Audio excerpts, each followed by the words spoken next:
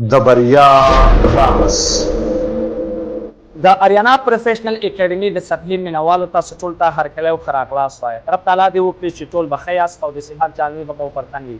دا چې اریانا پروفیشنل اکیډمي تل نوښتونه کړي، یو ځل بیا د یو بل نوښت سره د بریا راز خپرونه.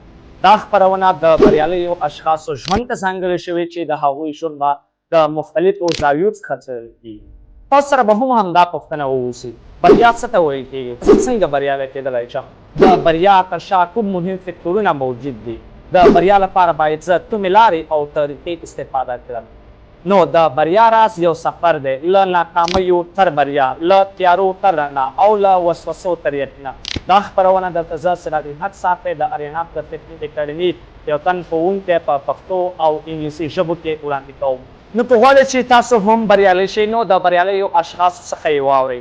اریانا پروفیشنل اکیډمي صفحه له ځان سره تعقیب کړئ او له دغې خپرونې څخه مستفید شئ.